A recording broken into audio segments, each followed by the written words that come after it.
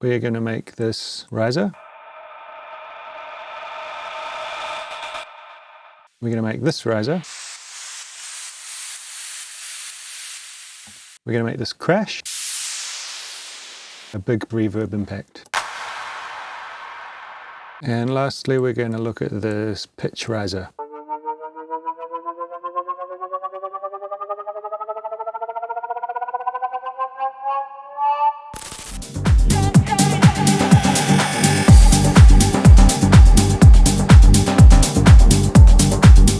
Hey guys, Dilby here. Welcome back to the channel. Today we're going to look at how to make your own transition effects, white noise sweeps, risers, noise crashes, that kind of thing. I think it's super beneficial to be able to do this yourself and create your own unique elements to work in your track. It gives you a lot more control than using effect sounds from sample packs and allows you to really dial in the details so that they fit your track perfectly. Although if you're looking for a sample pack with loads of really good effects, check out this one. Aside from the added control and the fact that it gives you a unique sound by creating bespoke effects, it's also really fun. So why not get in there and just give it a go? These sound design techniques are all totally applicable to other aspects of music production. So you can utilize these to get in there and really get creative in your sound design. Make your tracks stand out. Like always, you can download the project files from this tutorial. There's a link in the description if you want to do that. It goes to my Patreon. And Patreon is one of the best ways that you can support the channel. Grabbing this project will give you the opportunity to check out all of the MIDI, all of the programming that I've done, all of the presets I've used, and also kind of dive in and understand a bit more in detail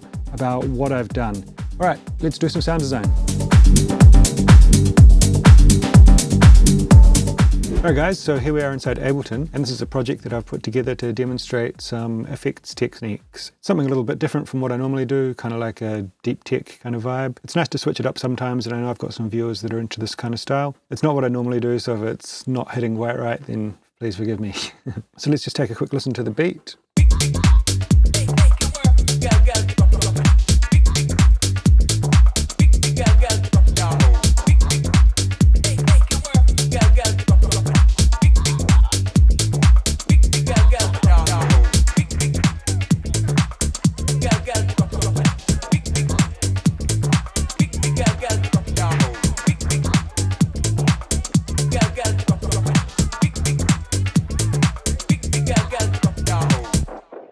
So as you can hear, it's a cool groove, but it's pretty dry. There's no effects, no transitions, that kind of thing. So these transitions are a bit boring.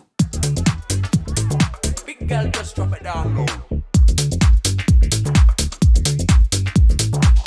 So what we're going to do is look at how to create some of our own effects to help bridge the gap in these transitions. So let's just dive into it with the vocal effect. In the vocal, I've got these two kind of glitchy things that work together. Make it work. Big. Make it work. Girl, drop it. So this one here is this here, and what I'm going to do is use that as the source material for our reversed vocal. So we're just going to drop it here onto this track, then we're just going to drop a reverb onto this track. I'm going to bring this up to about 12 seconds. 100% dry wet, take off this high cut, and now this is what we're going to get.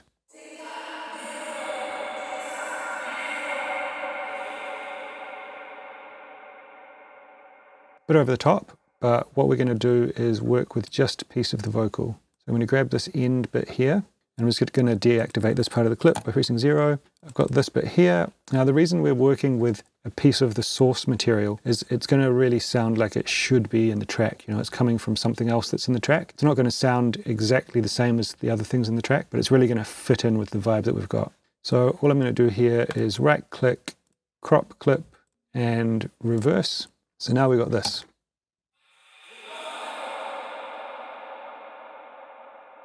I'll right click and go freeze track.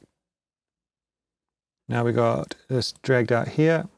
I'm going to grab this selection like this and just drag it onto this audio track, which is going to copy the frozen audio. So I can go ahead and just turn this off. Now we've got the frozen reverb tail on this track here. Because I had the source material set to 100% dry wet, it's just the reverb.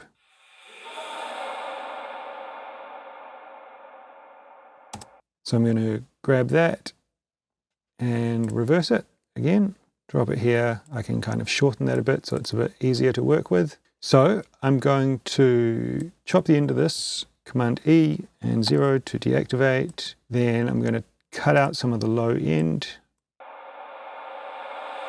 And I'm going to throw on an echo.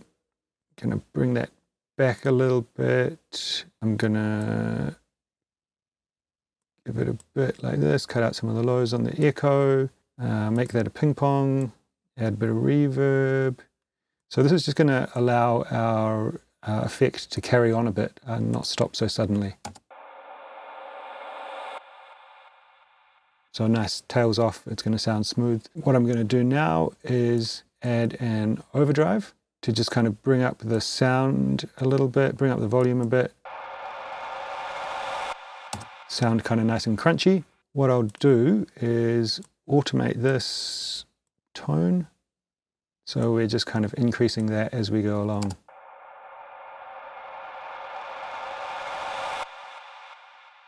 So it helps it to get brighter as it increases in volume, which is going to intensify the effect. Now, I think for a little added spice, what we'll do is we'll cut it maybe here, and I'll drop on an auto pan.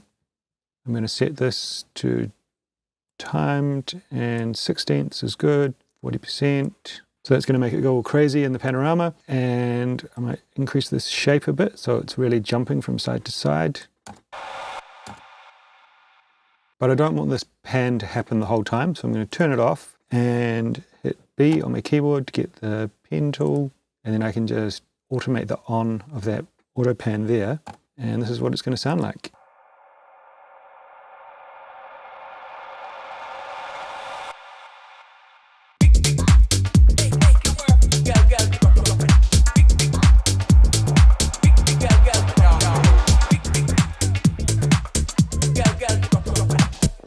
So that helps to create tension and really kind of let us know that something's going to happen. So next up, we're going to add a noise splash. For this, I'm going to grab an analog, drop it on here, turn off both oscillators, turn on the noise oscillator, bring the color up to full. So that is going to give us a sound like... I'm going to select here, Command-Shift-M to add a MIDI clip, hit a C note there, legato to extend it. So this is what we've got. We could use the envelope and the filter to do this, but I find it easier to do it with external devices and draw in the automation. You get kind of more control, and I find it's just a quick way of doing it. So I'm just going to pump that up and bring in the release. We don't need any. Then I'm going to throw on a utility. We're going to automate this to kind of set the envelope, how long it's going to sustain for. So we'll kind of bring this down like that.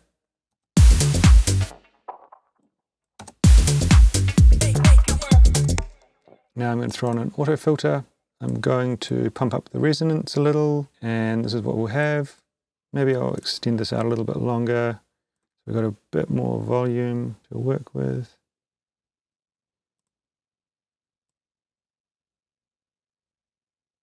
Something like that. And we're going to use the filter with a bit of resonance to kind of make an effect like this. So let me just draw in that automation.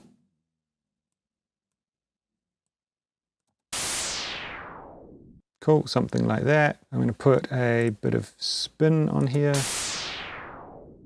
just to add some information in the sides. Let's grab an EQ8. And I'm just going to cut off some of the lows. I'll set a 48 dB cut about here because we don't want anything below that. And this one, we're going to bring it up to about here, and we're just going to automate that down. Now we're going to add in a bit of a ping pong delay.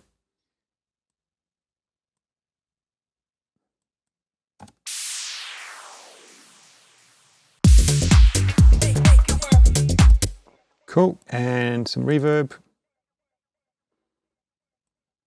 Bring this down a bit, put it up to high quality mode. EQ.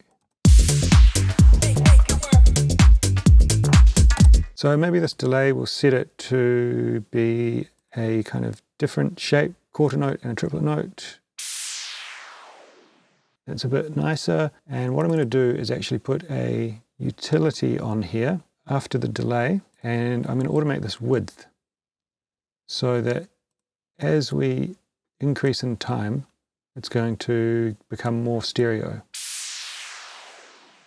So you can hear, if you're listening on headphones or studio monitors, that starts very narrow and then expands out. And if we want this to be kind of more snappy and more of a kind of crash type thing, we can just automate this filter envelope that we've created with the automation and just kind of tweak that to work with the track that we're working on. You know, some tracks might need something that's a bit longer, some tracks might need something that's a bit more snappy.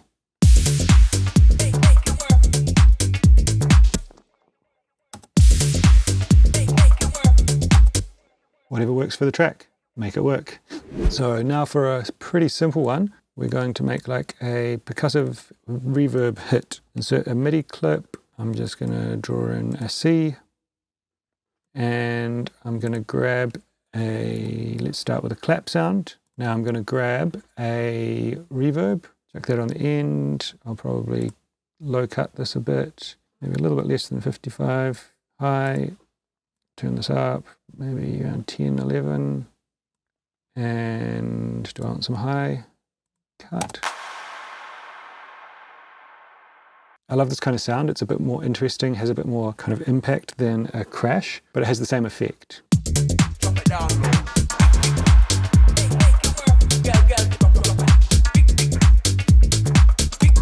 And with this, what we can also do, kind of use any percussion sound that we want. In that, we can go like more percussive kind of things, like a timbale here.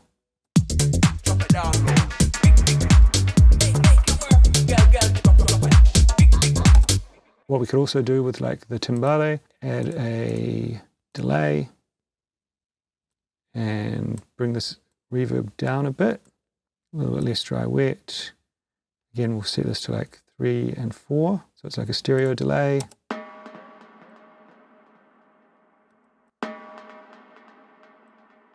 And then we can just like experiment with these delay times.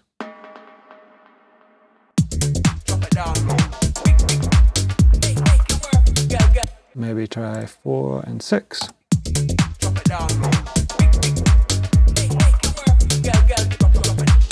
Finally, what I'll do is add on a overdrive, just really good with things like this to kind of help bring up some of that ambient volume.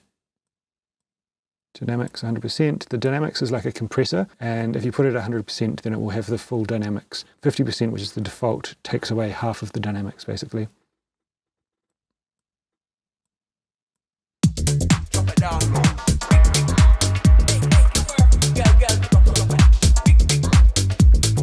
Obviously for this track it probably sounds better with the clap. I just wanted to show you there that you can just throw in whatever percussion sounds you want and get the same kind of effects with a different texture. So you could use a clav, a rim shot, snare, whatever you want. Now we're going to make a noise riser. I'll just insert a MIDI clip here. I'll draw in a note at C3, legato.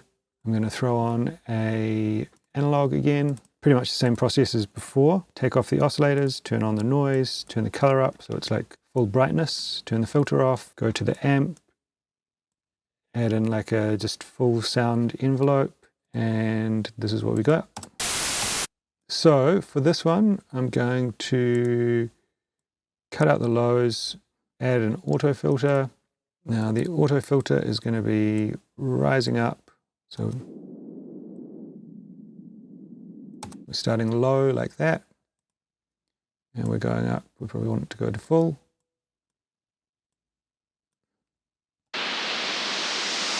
And what we'll do is we'll automate the resonance a bit as well, just to create like a nice little peak at the end. We'll just increase the intensity. Now, what I'll do is maybe curve that a little bit. Sounds good to me. I'm going to throw in the utility. We're going to use the gain on this again. So this is like our volume envelope. You can do it on the synth, but I just find this is actually a bit more visual, which makes it easier.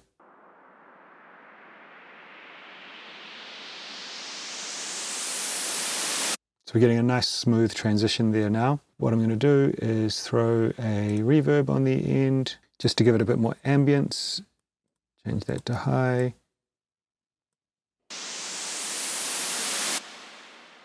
Cool, so we've got that kind of splash at the end. Now something that's quite cool to do to kind of make it a bit different, give it a bit more excitement, is add an LFO tool or a sidechain compressor, whatever your preference for sidechaining is. I'm going to automate this so the on-off of the LFO tool turns off afterwards.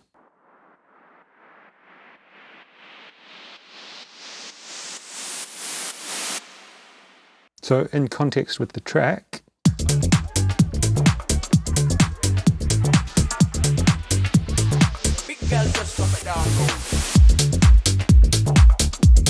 cool.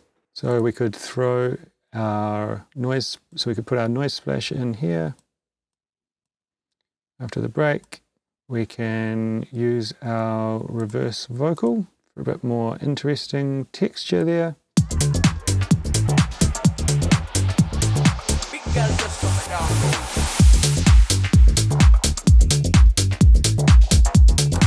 And this can happen here. So maybe I'll do this coming into the break.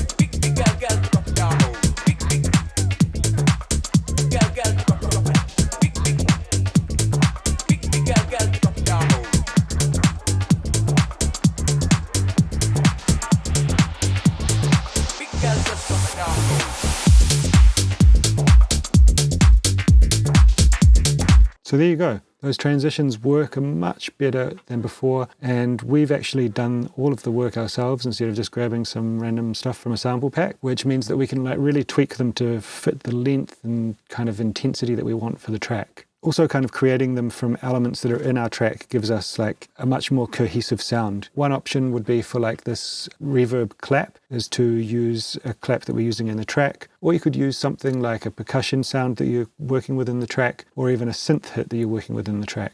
Now I'm going to show you how to make a pitch riser. We'll do it here. So I'm going to put in a MIDI clip. And again, I'm just going to draw in C. This time I'm going to put it to D as that's the key of the track. And I'm going to take another analog. You can use any synth for this. Analog's just got a really simple interface, so it's kind of nice for showing you how to do it. Again, amplification envelope. We're going to put full sustain, short release. The second oscillator, I'm just going to tune that up 7 semitones so we get like a bit of a sound like this. Alright, so in this MIDI clip, we're going to click here and hit MIDI controls. I'm going to add a dot in the middle because I want it to be coming to our bass D3 point. And then I'm going to just drag it all the way down and all the way up. That's going to give us a full range of pitch bend.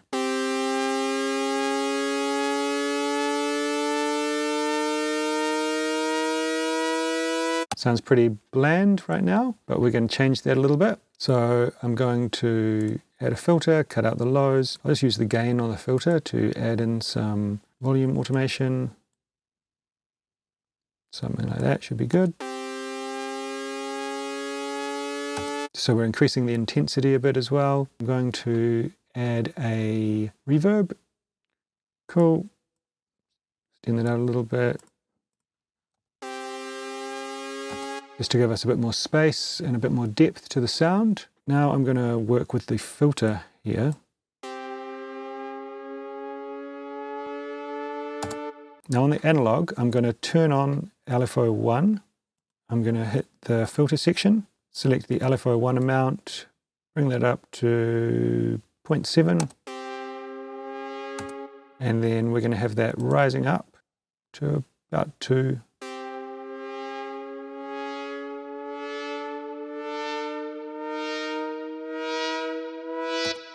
Cool. Now what we're going to do to create some more intensity and some real interest in this sound is we're going to automate the rate of this LFO. So we hit that to select, we're going to bring it up here, bring it up all the way and then maybe bring it down. That's going to give us a really cool sound.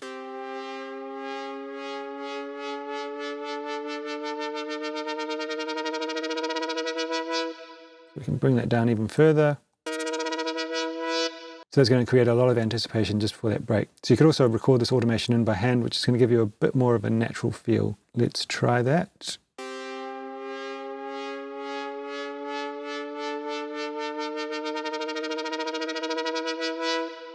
So you can really tweak that to your preferences. I'm just doing it with the mouse, so it's a bit rough. Another thing we can do is turn on the unison. That's just going to spread out the sound a little bit.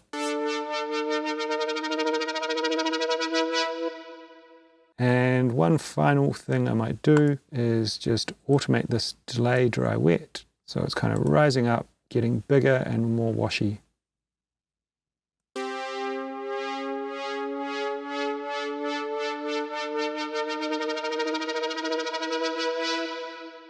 With the track.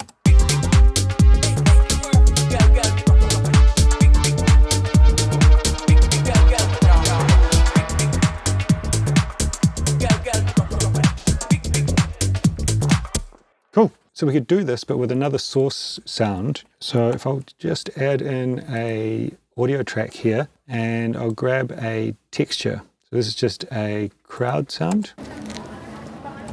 Cut out a bit of the lows, and I'm actually just going to grab some of these things and copy them over.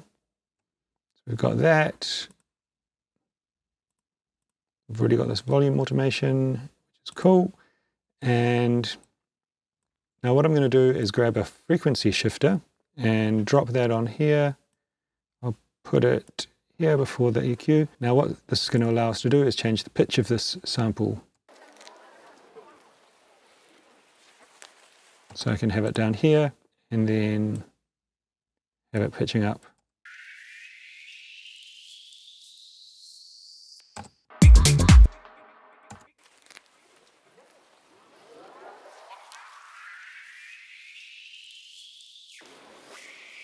And then on this frequency shifter, we've actually got some LFO controls as well.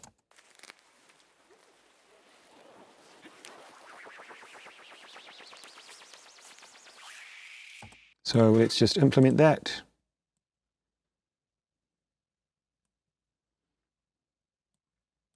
And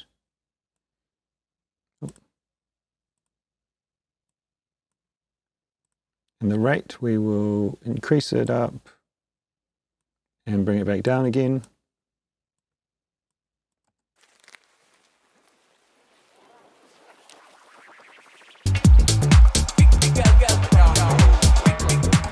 So this is going to be very dependent on your source material. So for this one, I'm going to add in an overdrive before here, just to kind of pump it all up a bit, give it a bit more texture. I'm going to actually use the dynamics like that. And